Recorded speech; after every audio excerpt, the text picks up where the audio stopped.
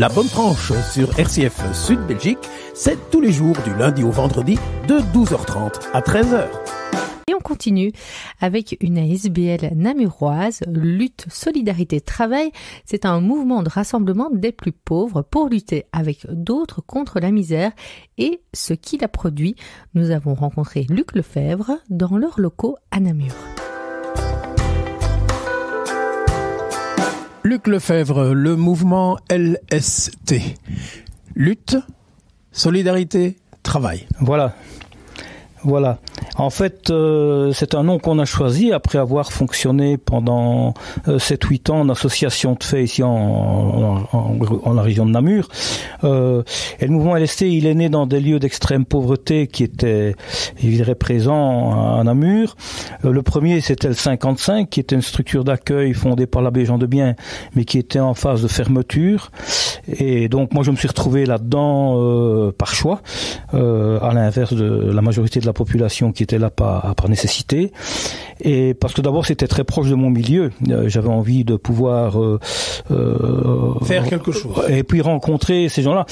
Je travaillais régulièrement pour payer mes études, entre autres, je viens d'un milieu populaire et bon, c'était nécessaire, et effectivement je travaillais avec des gens qui travaillaient aussi aux poubelles et qui habitaient le 55, quoi, voilà, tout simplement. C'était mon quartier, c'était le Puy de Namur. La Libre Belgique titrait dans les années 70 Namur connaît deux fléaux, le 55 et les immigrés, tout simplement pour dire quel était le sentiment namurois et je dirais diffusé autour de cette cour des miracles et de ses occupants. Et donc l'institution avait décidé d'arrêter dans les années 70, l'expulsion a duré 5 ans, et moi j'ai réentamé, après des études techniques, j'ai réentamé une formation à l'Institut Cardaigne en travail social, et puis j'ai habité dans les dortoirs les 2 dernières années.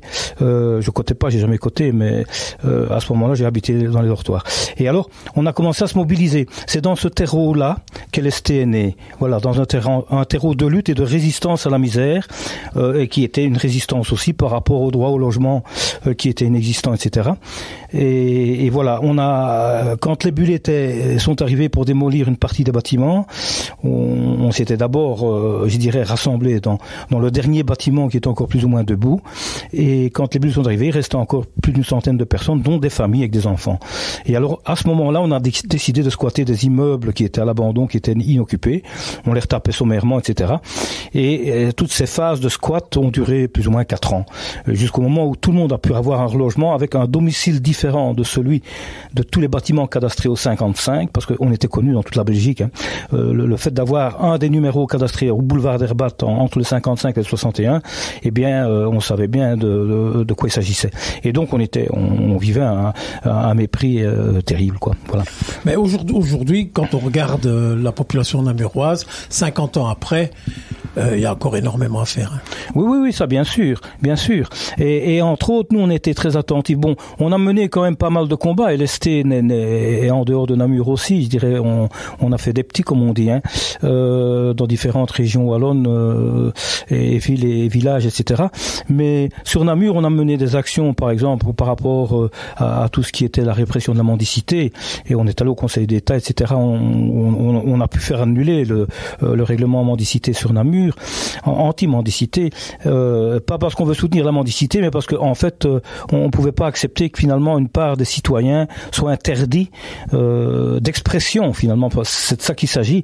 À partir du moment où on réprime un mendiant qui exprime son état de détresse en mendiant, alors qu'on interdise au plombier d'avoir une camionnette où il est écrit qu'il vend des chiottes. Si un pauvre peut pas exprimer son état de détresse sur la voie publique et qu'il est réprimé à cause de ça, alors qu'on réprime les marchands de GSM et tous ces gens-là aussi qui encombrent les trottoirs. Donc, pour nous, c'était évident. Donc, on a gagné, on n'a pas gagné comme on aurait voulu le faire au niveau du Conseil d'État, mais enfin, le règlement a été annulé. Mais simplement pour dire, et quand on a entendu parler finalement du projet Jai Jagat, c'est-à-dire une marche organisée par des pauvres en Inde, avec le mouvement Ekta Parishad, qui est une espèce de syndicat des plus démunis là en Inde, en fait, on s'est dit, le message qu'ils veulent apporter finalement à Genève, dans les instances de l'ONU et des droits de l'homme, finalement c'était un message qui nous concernait en premier lieu, les populations les plus pauvres, les plus opprimées, les gens qu'on cache. On a mené depuis plusieurs années maintenant une campagne de lutte contre la transparence imposée aux plus pauvres avec des personnages en plastique, comme il y en a un qui pend là au coin. Et on organise régulièrement autour du 17 octobre à la Journée mondiale du refus de la misère cette campagne et on diffuse des personnages un peu partout. Et sur le personnage, il était écrit on nous rend transparent mais on résiste tous les jours à la misère.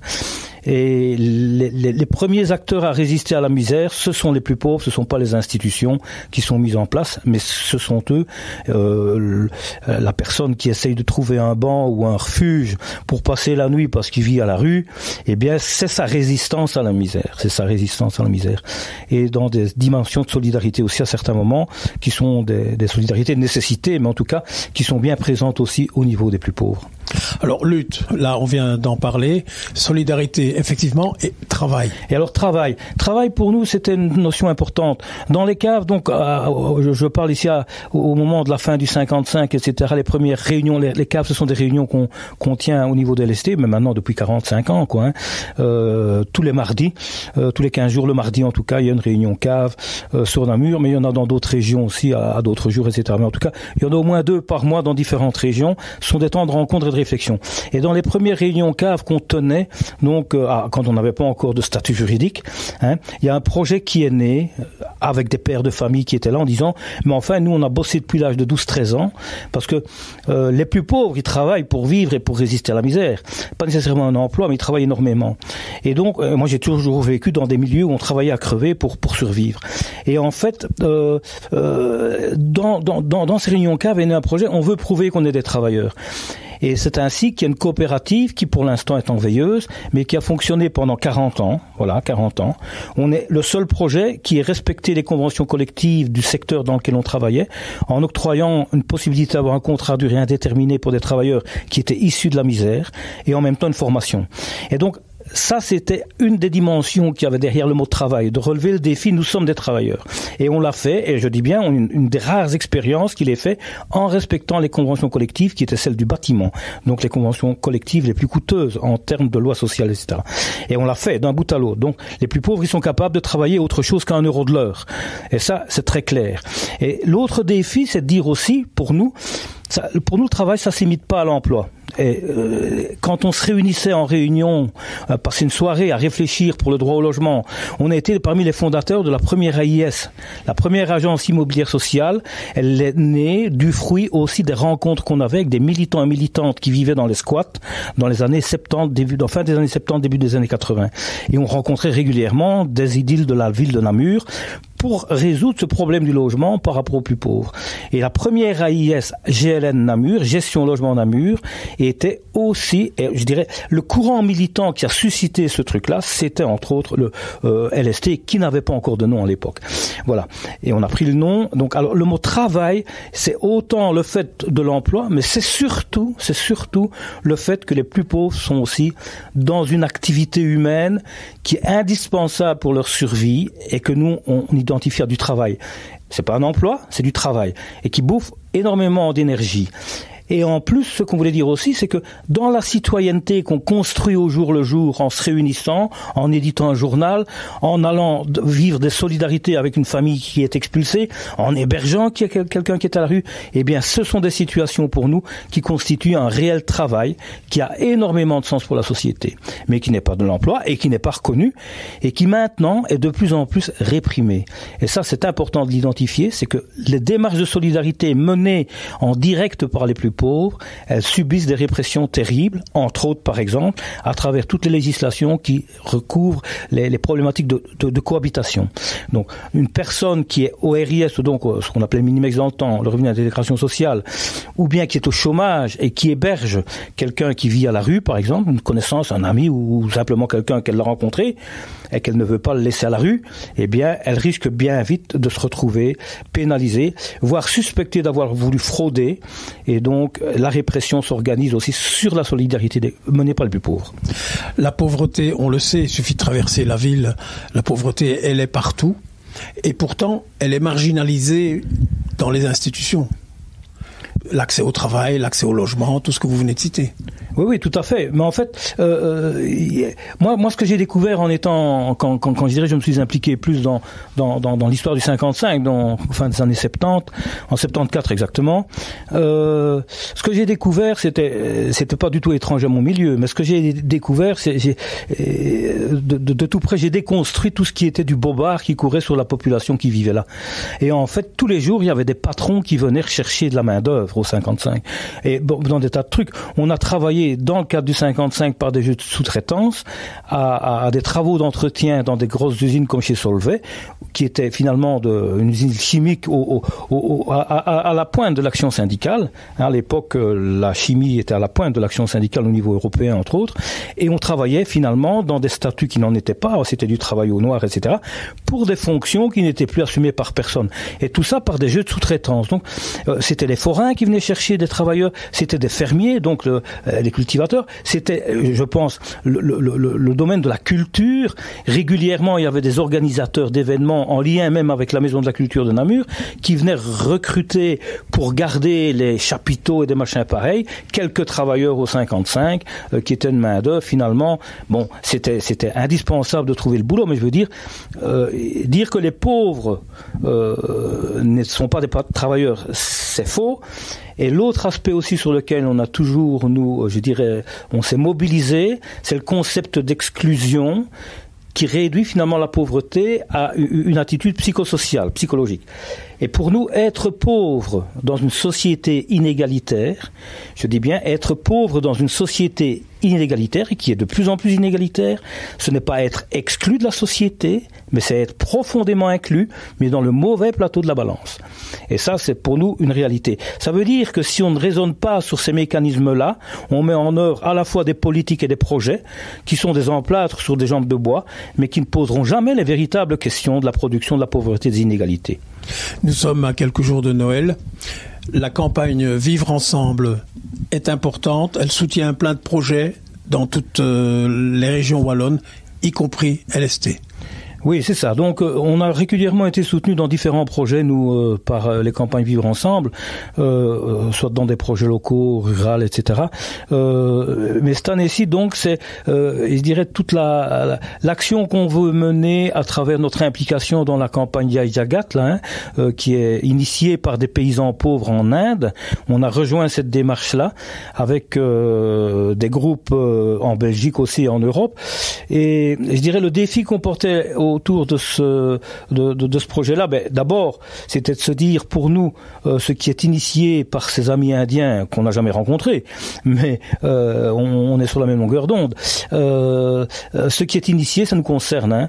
Lutter finalement contre l'invisibilité qui est faite par rapport aux dominés, aux plus opprimés. Pour nous, c'est une évidence. Et ça rejoint la campagne transparent qu'on mène depuis plusieurs années au niveau de l'ST chaque 17 octobre. Et donc, c'était évident qu'on rejoigne cette campagne. Alors, qu'est-ce que, je dirais, va nous apporter le soutien de Vivre Ensemble? C'est clair que on avait comme objectif, et c'est ainsi qu'on a déjà eu avant le confinement, on a eu le temps de réaliser une première capsule, puisque c'était une grande marche où les paysans partaient depuis New Delhi pour venir à pied à Genève, avec des marches européennes qui allaient les rejoindre, et dans lesquelles des pauvres ou des gens en solidarité avec les plus pauvres portaient des messages, portaient des plaidoyers, etc., qui allaient faire finalement un plaidoyer, j'ai envie de dire, mondial par rapport aux injustices, aux inégalités et à la violence. La misère, c'est une violence terrible. Et c'est cette violence qu'on dénonce depuis des années, d'ailleurs. Et donc, et dans une attitude de non-violence, aller questionner, je dirais, les instances de l'ONU, de la Cour des droits de l'homme, etc. Et donc, rejoindre ça. Et c'est clair qu'avec le confinement, tous nos modes de rencontres, de préparation de projets, etc., ils sont un peu modifiés. Donc, on a dû s'adapter. On fait des vidéoconférences, mais on va encore à la rencontre de personnes qui n'ont même pas de téléphone, qui savent pas lire et écrire. Donc, finalement, envoyer un mot, leur demander de pouvoir nous envoyer un billet sur ce qu'ils auraient envie de partager, c'est pas possible. Donc, on continue encore à pouvoir rencontrer des gens qu'on ne sait pas rencontrer autrement que de le faire physiquement. Et à côté de ça, on utilise des technologies de vidéoconférence et des machins pareils. Donc, ce premier travail qu'on a fait, c'était une capsule audio où des militants et militantes expliquent pourquoi toute la journée, eh bien, ils font des déplacements en marchant, parce que la marche, c'est le premier outil de déplacement des pauvres. Et voilà. Et ici dans le pays. Et alors, ce sont finalement des scénarios où les gens racontent, ben oui, j'ai dû aller au CPS, et puis finalement, je suis passé à la maison médicale, et puis à la mutuelle, et puis finalement, j'étais chercher les enfants à l'école. Donc, finalement, ce sont des choses de la vie, et de dire pourquoi je marche. Et pour nous, c'est important de ramener ce contenu-là, parce que ce qu'on sent un petit peu à certains moments dans une démarche même comme un projet de Jai Jagat, c'est que finalement ça virerait vite finalement à une fonction utilitaire telle que les marches ADEPS. Or pour nous c'est pas une marche ADEPS. Quand les pauvres marchent, c'est pas dans le cadre d'une marche ADEPS, c'est dans une marche de survie. Et les amis en Inde, c'est aussi des marches de survie, parce que ce sont des marches avec un caractère politique terriblement aiguisé. Merci Monsieur Lefebvre, on va écouter cette capsule audio et puis joyeux Noël. Merci beaucoup de nous rencontrer. Nous sommes le 13 ou 14 13 janvier et nous marchons. Cindy, quand tu marches, à quoi tu penses? À tout. Un peu de tout. J'essaie de penser à pas grand chose en fait. Parce que je mets mes soucis de côté.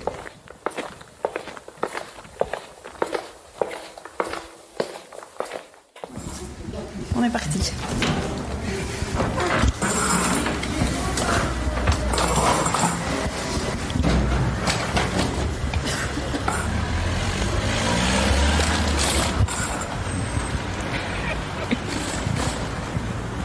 Voilà, on a quitté LST et j'accompagne Valérie. Oui, à un poste hébergement pour que j'aille chercher une aide alimentaire. Voilà Patricia, on sort de chez toi parce qu'on va voir le trajet qu'on a à faire pour aller jusqu'à l'autobus. Hein. Et qu'est-ce qui est difficile pour toi pour aller rejoindre ce bus? Moi qui étais quelqu'un qui marchait beaucoup, maintenant que je suis avec des béquilles, ben c'est vrai que tu n'as plus le temps de regarder tout autour de toi ce qui se passe, parce que tu es avec tes béquilles, tu dois toujours faire attention à ne pas tomber dans un trou, à ne pas être sur quelque chose qui glisse. Vous avez bien vu tout à l'heure que j'ai failli plusieurs fois tomber. Mais c'est vrai que ça, c'est quelque chose qui te prend au moral. Eh ben, tu peux plus rien faire, quoi. Et là, je vous assure que ça fait mal, quoi.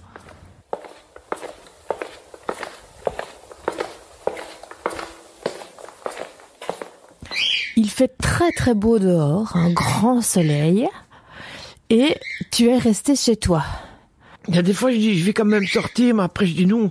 Il y a une boule en moi qui me dit, non, ça sert à rien. Sinon, j'aimerais bien, c'est pas ça, mais... C'est le fait d'être toute seule. Ouais, voilà, c'est ça. C'est ça. Parce que... Puis les rues ici... Sortir, c'est bien, mais pour tomber, ça sert à rien non plus.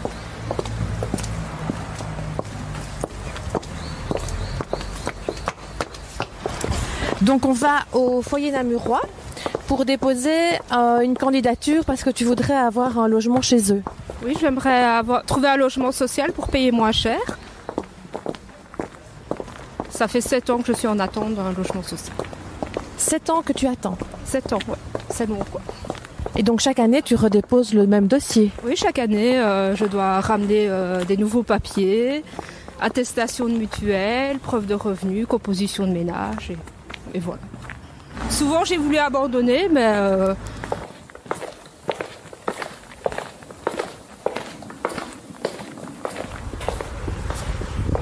Tu marches souvent? Tous les jours. Je marche... je fais au moins... Le minimum par jour, c'est mes 5 km, ça c'est d'office. Parce que je ne peux pas faire autrement que de faire moins de 5 km. parce que mes magasins sont pas très près. Donc quand je suis chez moi à Auvelais, quand je vais aller dans les magasins les moins chers, donc il y a le Lidl, c'est minimum à 5 km de chez moi. Donc pas le choix de faire des 5 km aller, puis le temps de faire les courses, et 5 km retour, du coup voilà, ça me fait dire 10 km. Hein. Donc mais marcher ça ne fait pas peur.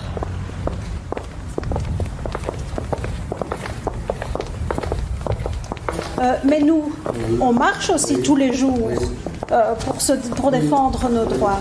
Et l'idée, c'était d'enregistrer plein de gens qui marchent pour dire pourquoi ils marchent. Pourquoi on vient ici chercher des colis? Pourquoi on doit aller à l'administration communale pour se faire reconnaître? Pourquoi on cherche des logements?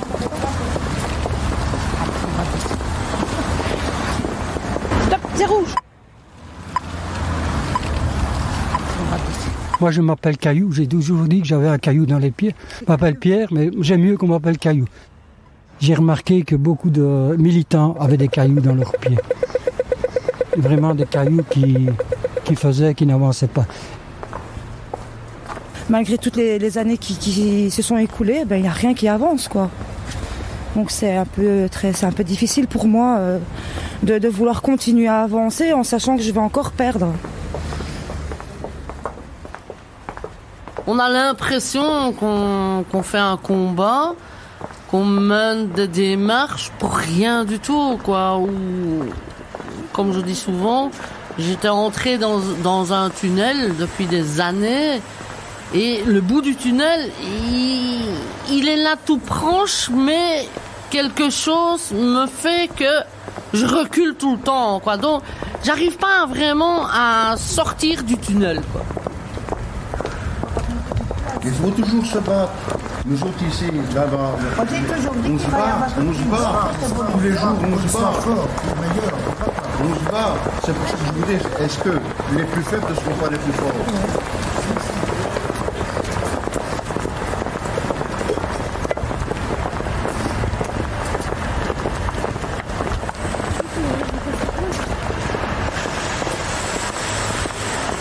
Je me rends compte qu'en fin de compte, ça peut être aussi bien eux, ces paysans sans terre, et en plus qu'ils sont sans voix. Nous, dans nos démarches, on nous écoute pas, on est des sans voix comme eux. C'est pas pour la même raison. Eux, c'est parce qu'ils voudraient cultiver les terres qui ne sont pas les propriétaires. Ils voudraient avoir de la terre pour eux. Et nous, c'est dans nos démarches, on est exclus comme eux. On nous écoute pas, on ne nous voit pas. On est tous des personnages transparents. Voilà, moi, se marcher ensemble, c'est pour tout cela, quoi. Marcher, c'est l'avenir, c'est le premier mot. Marcher, c'est la vie. Marcher, c'est la vérité, pas dans le mensonge. C'est tout des mots. Marcher, c'est l'espérance, pas le désespoir, parce que si tu rentres dans le désespoir, ça va pas, quoi. Que le premier mot à Genève, tous ceux qui vont aller là-bas, ceux qui vont nous entendre, disent maintenant il est temps de changer et vivons dans cette vérité, dans cette nouvelle vie, nouvelle naissance, pouvoir construire un monde meilleur, et c'est tout ce que j'espère aujourd'hui.